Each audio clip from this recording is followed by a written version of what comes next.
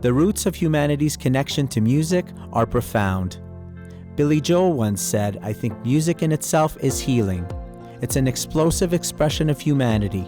It's something we're all touched by. No matter what culture we're from, everyone loves music." We recently met with 3 local certified music therapists from JB Music Therapy. Jennifer Buchanan is the founder and president of JB Music Therapy. Jennifer started her business in 1991, and she's a highly regarded expert and trailblazer in her field. She is the author of Wellness Incorporated and Tune In. Shannon Robinson is the vice president of JB Music Therapy with 21 years of experience in the field. Shannon loves working in her profession with people of all ages. Her primary aim is to enhance client satisfaction by ensuring strong client-therapist relationships. Sarah Van Peteghen is a native Albertan with over 14 years of experience in music therapy. Sarah contracts with JB Music Therapy. She also works at the Alberta Children's Hospital. Music therapy is a discipline in which certified music therapists use music purposefully within therapeutic relationships to support development, health, and well-being. This profession is used in healthcare, education systems, corporations, and private residences to support individuals of any age or stage of life. Where seldom is heard a discouraging word, and the skies are not cloudy all day.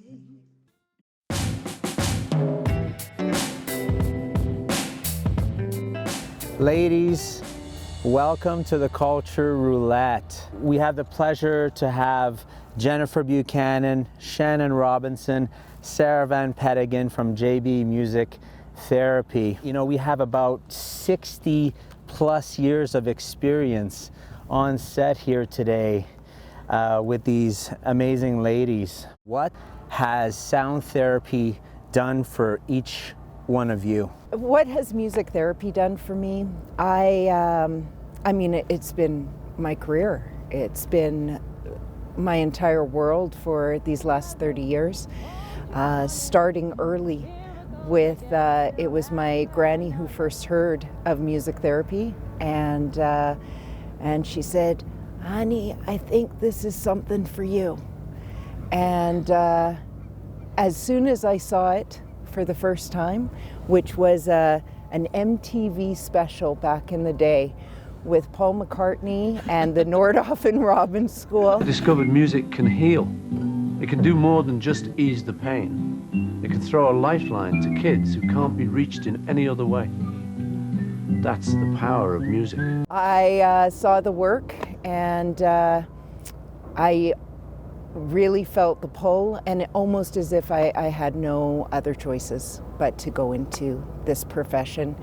And it remains interesting, and I'm still curious about it. And I can see this, we call them lifers. I'm a lifer.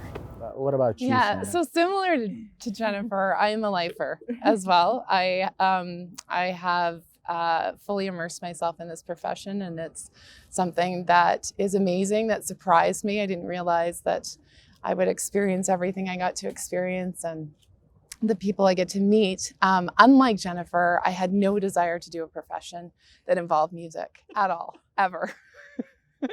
So I quit all things music when I graduated from high school, and so that's a bit of a surprise for me that I ended up in a profession that involved it. But being able to work with people was the draw and the core of why I do what I do. I think for me, like, it also does feel like something I don't necessarily have a choice in. I see how much there is to grow still in music therapy for myself as well as the field. But I also came from a place of a musician background, and I wanted to be able to work with people in some capacity, and somebody told me about music therapy, and I just never looked back. What could you say about working with, you know, the wide range from, you know, young children to the elder, corrections, and then, you know, people with developmental disabilities? even. I think the thing that stands out to me, I guess, about a particular population that I work with is in the neonatal intensive care unit. So I was very lucky to get funding to train in New York City in 2013 because we did have an ICU opening up at our Alberta Children's Hospital. And when you were talking about the profound impact, it also just reminds me of the lasting impact that can have. So I work with babies who are born at a time before they're quite supposed to be here. They're very tiny, they're very fragile. And there are a few songs that I use on a regular basis that are calming to most babies. One of them is What a Wonderful World. One of them is Twinkle, Twinkle, Little Star, just because of the way the melody works. And I do remember running into a mother a year or two after I had worked with her child. Of course, the baby looks so different at this point. And she remembered me and she said, you know, my son, still the only song that he will calm to in the evening is What a Wonderful World. And she sang it to him. And I was so struck by that, because even having this experience over and over of people having these powerful emotional experiences with music and having it last for potentially a lifetime, it's wildly overwhelming and it keeps me going in that service. I was telling Shannon the way that I came to know about JB Music Therapy was this wonderful picture that I saw online, and it actually drew my attention, and I'm thinking, what, we have this in Calgary? We have this available to our community here? What an incredible service that we need to highlight here. You know, so what a beautiful moment. It was incredible. I think you were talking about the diversity of populations, and some music therapists will specialize and they'll work with one specific population, and JB Music Therapy does not. We focus on the community and what the community needs are, so we work with all sorts of individuals who have varying needs and goals for their sessions. But the thing that is really strong for me is focusing on each person as a person and not thinking about their disability, their illness, whatever necessarily brought them to music therapy in a lot of ways. In that I'll have, families come up to me and say, my child has autism, what are the 5 songs that I can sing to my child to fix them or make things better or make it good? And my response is, there aren't 5 songs, it depends on what your child likes. And that doesn't matter what population we're working with. It really needs to be about the music that the client we're working with enjoys, that they're motivated by, and then also the relationship that we have with the client and the relationships that they have with their core support people. What does that look like in terms of a timeline for that relationship to build? What does that look like?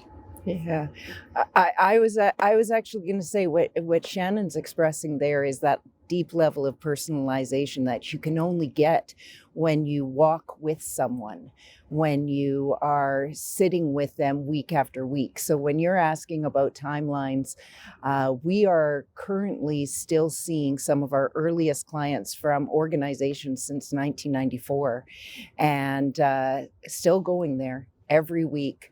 Although the individuals may be different, the relationship to the organizations, to the staff, other staff that we're working with, and walking with the actual client step by step through the process that we have determined collaboratively between us and the client, what is ultimately going to help them feel better.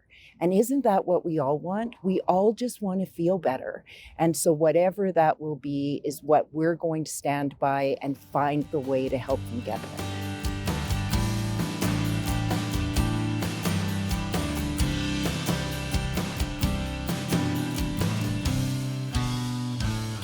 Going into something a little lighter, I'll. Well, I almost have tears in my eyes.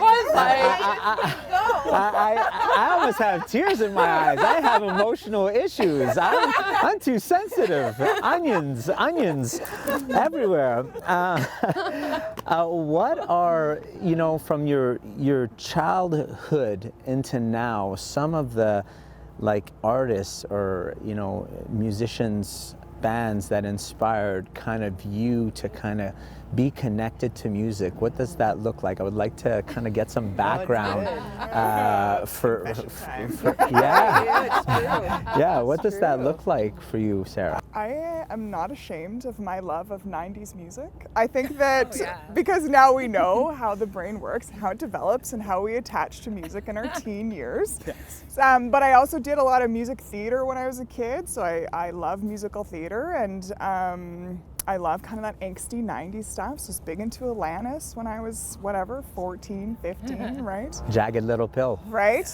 Best album, and then kind of just got exposed to a lot of different kinds of music. So that's the greatest thing about this job, is you are continually exposed to music that you've never come across before.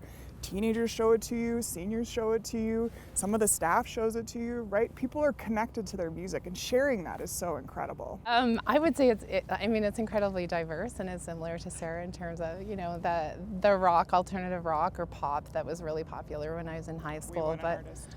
We want an artist. Oh, I'm going to give you an artist. So my very first concert, which you'll appreciate, was Nana Muscuri. And Mine too. Right, and that's why. Too. And I was probably 5 years old, and I don't think I've listened to her since.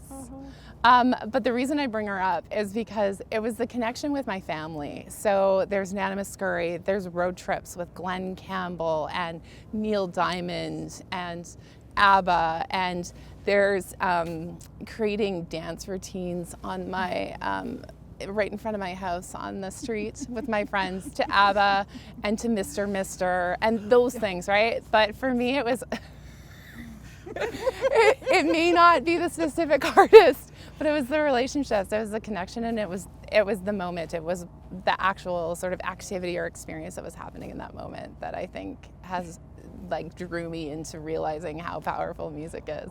Well, what ABBA song, so we could like just cue it up here? Dancing Queen. Of course. Right? Like if you're doing a dance routine. I have an interesting relationship with Dancing Queen because I DJ part-time, and sometimes I've been asked to play it. Right. And dance floor is full. But last time, I remember vividly, when I played Dancing Queen, it was at the King Eddie for a Christmas party. The floor cleared. Yeah. And I was wrong choice for the context. They just showed you. Yeah, they showed you. It was incredible. Isn't I never funny? That. It was like baffling. It's kind of like, where do we go from here? This always works. Wow. Yeah. Oh, isn't that fascinating? Yeah. So it's like I was doing this DJ party, this wedding in Kauai 2 years ago, and it was the start of the wedding party. And, you know, we want to, you know, put some feel-good music, and this lady kept coming up and saying, "Can you just put Lady in Red? I'll give you $40 US if you play Lady in Red." I said, well, let me warn the crowd before we play this song. Okay, everybody, we're gonna play some slow music, so if you want to slow dance, which is a lost art, we're gonna play something for you to come and dance. And then actually, under this tent, everybody was slow dancing to Lady in Red, and I didn't expect that from that. Right. So anyways, just some memories. Eddie, do you remember when we used to be able to slow dance? Slow dance. Where did that go? It's isn't it crazy? Like we used to meet up on a Friday night or Saturday night in our school or a community center to dance. It was like a $5 entry, and you would dance from like 8 to 10 or 11. And that's what you look forward to as well, was the slow dance. Dancing like to 7 minutes to November Rain by Guns N' Roses, right? Yes. Right? A Stairway to Heaven. 12 minutes. Oh, yeah. Just put it on. Right? Yeah. But yeah, what are your thoughts around the slow dance? I was just thinking it's been a while since I just kind of slapped my arms over somebody else's shoulders. Good Friday night. Right, ready. I'm ready. You know, and when we're talking about the music, some of the evidence that is out there is most of our music memories are positive. You know, we do have a few that we can attach music to a negative memory, but often even in that circumstance, the music still brings you some level of comfort. So it's really great to hear, you know, even the ABBA song, it's interesting, you know, like, why didn't that go? But it's a memory that will stick with you forever. And it's not necessarily a bad memory, it's just really interesting, you know? In my case, so Shannon already gave away, my first concert too was Nana Muscuri. I'm not exactly, who were our parents? Like, I don't know. and we didn't even grow up in the same province. So it was her tour. It was her national tour. And Shannon and I were there. Those emotional connections with your family or with your friends or with strangers that you will have. And then in my case, I also had some not so good things in my childhood happen. And it would be that same mom who would lead me to a piece of music. I think you're going to love this. And it's really going to soothe you. And one of those was at Christmas time was Mahalia Jackson's Silent Night. Forever, that song played at Christmas time will be a healer for me, whatever I'm going through. Yeah. Wow.